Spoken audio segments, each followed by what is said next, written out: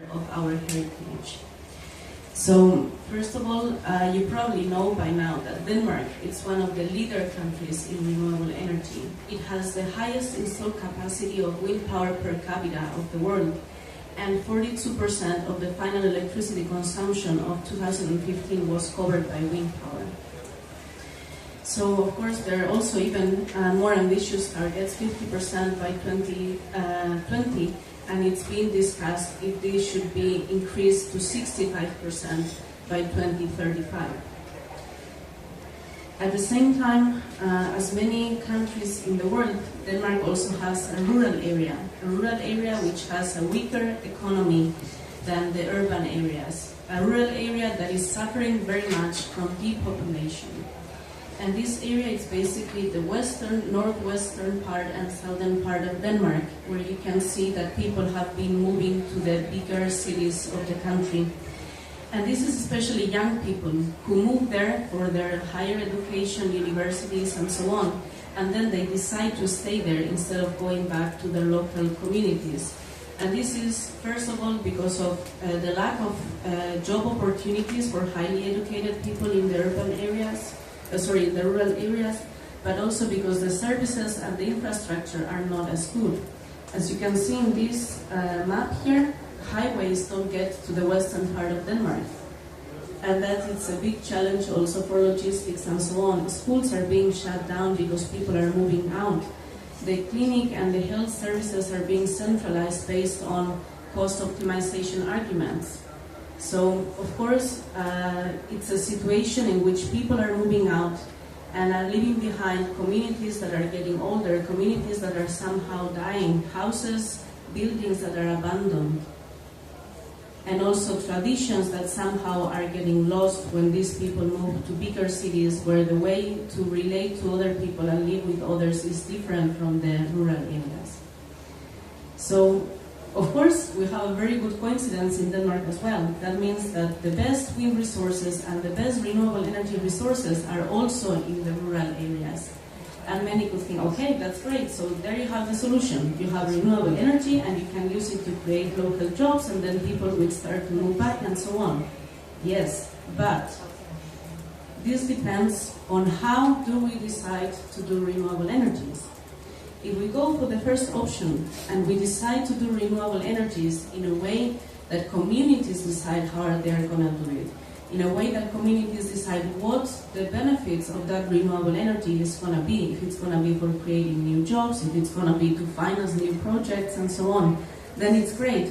We have the solution. But be careful with this initial assumption, because if we go for the second option, in which we allow the big energy developers to do renewable energies, we will even make it worse the situation of depopulation. Because these big projects require that buildings and households are demolished so that we can fulfill with the noise requirements, for instance, or the distances to the closest buildings. So in this way, it could be that wind power and other types of renewables are actually having a counteractive result in the rural areas. And of course, this is what you can imagine about Denmark right now. But just let's let our imagination fly. And let's take this second option and go to remote and vulnerable areas in Kenya, for instance, where these type of projects are happening. Let's go to indigenous lands in Mexico, where these massive renewable energy projects are happening and are having huge impacts in the local communities and also in the heritage they take care of. So we really need to think, how do we want to do renewable energy? And, well, my job of today is also to tell a little bit a sad story about Denmark, because it's not always good news that we bring from Denmark, but it's also important that everyone is aware of these bad stories, so to call them. So this is Nordic and this is Nordic 1, which was built in the northern part of Denmark in 2009. It's 13 wind turbines that are standing there in a very nice landscape. And the idea is to build 40 wind turbines more. This would be the biggest wind turbine park in Denmark. It's not very big for many international standards. If we go to Spain, Australia, the States, we will find much bigger wind farms. But for Denmark, this is already quite big size. And why is that? Well, as you can see in this new picture, there are lots of there are lots of houses that are spread around the area, and that's what happens in Denmark. I mean, it's not very populated, but there are buildings almost everywhere. You will pass through farms when you drive in the country and so on. So this means that all the renewable energy installations will have some kind of interaction with the local communities and the people that live there. And this is how the new wind farm would be distributed.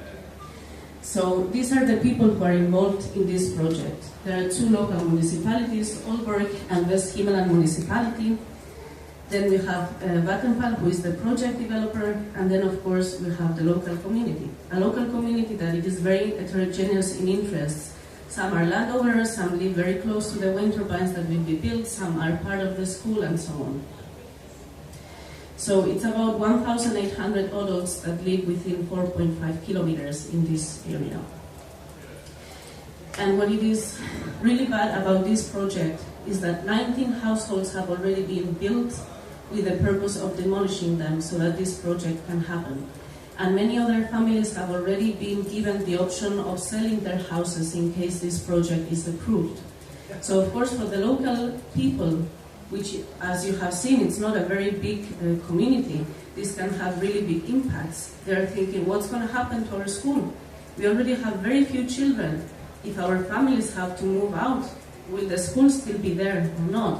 What's going to happen to our grocery stores? What's going to happen to our local businesses? Will they be able to live with less people? How are we going to go on with our community? So, of course, the media also takes a lot of part in these discussions and debates that are going on in Denmark. And I found this article which says, Vattenfall tears down a village and erects wind turbines. And I thought, oh my God, this is going to be a terrible article. They're going to say so many bad things about what they're doing and so on. But then I started reading it. And they're saying exactly the opposite. They're saying that this is a really good solution of how to do wind parks. Because then you have happy sellers who can finally move from their dying communities into more thriving communities, and then you can also tear down some abandoned houses and have a better image of your own municipality. Well, the community didn't agree very much, so they decided to write this article saying Vattenfall's vandalism against a local community. And then, of course, there was the answer from the company saying, yeah, but it is a win-win solution. We will have some local ownership, which is half true, and it will bring some local development and so on. We can also find sentences or titles saying things like, we are here to grow and we will be very aggressive, which is a very nice way to add some fire to add some wood into the fire, I would say. And then also researchers that say, okay, the Vattenfall model is not going to secure local support and it's not going to bring any kind of local development. So at the end, it's always the same, the story about those that will win from these new renewable energy projects and those that will lose.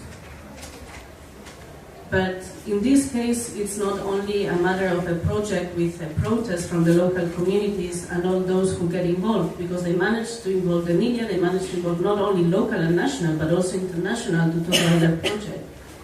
They have involved renewable energy NGOs, researchers, the Danish Energy Ministry, and many others.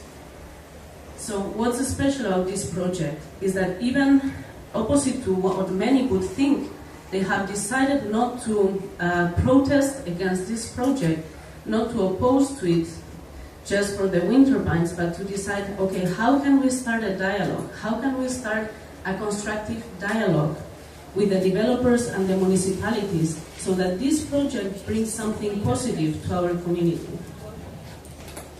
And this is because this man who is talking there, he found himself in a personal conflict one day.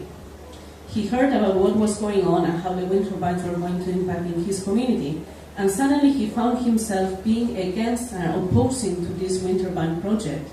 But at the same time, he had always been in favor of renewable energies.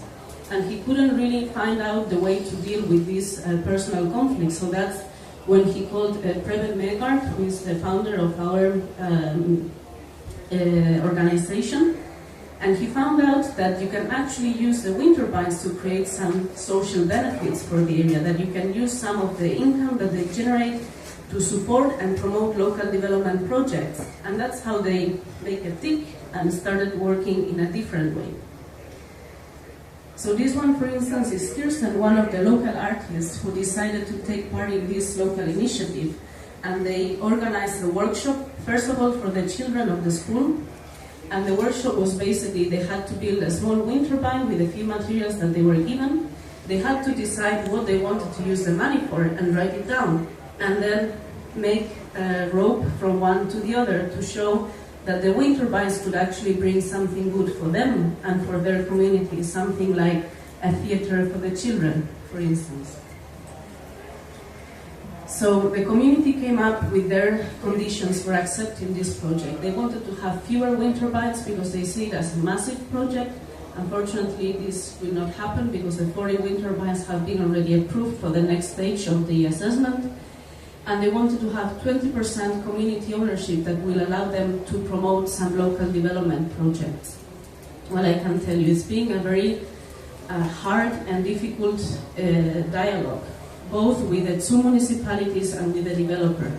One day they tell you they're gonna be okay, they're gonna help you somehow, and the day after they're giving you them back. So it's been really, really hard, and many people are trying to support these communities so that they can go ahead with this. So what I want to say with my presentation of today is that there are many ways of doing community power, many ways of doing renewable energy, and we should consider community power for common good, so we can do renewable energies in a democratic way, in a way that they will bring some local development to our communities, in a way that communities can be happy and supportive of those new renewable energies, and also in a way that they will bring affordable energy prices for everyone. So of course, we can use these renewable energies together with a community ownership to bring some income for, I don't know, to keep a rural school open, for environmental projects, for climate projects, for projects that will improve the management of the heritage of our local areas, and for many other things. I mean, at the end we can decide what we want to use those incomes for. But we can also think about it in a different way. Yesterday, for instance, there was the director of the national park called Virunga in the Democratic Republic of Congo, who explained during the European Energy Day that they couldn't keep on taking care of the national park because of all the illegal activities that were going on. And they couldn't find out how to address this issue. So at the end they found out that all those illegal activities were mostly because of unemployment and the violence that was going on in the local area. So they decided, okay, let's go for renewable energies. Let's try to create some jobs in this way. Let's try to bring some development to our area. And when the situation of the local communities around this national park will improve, this will allow us to take better care of the national park.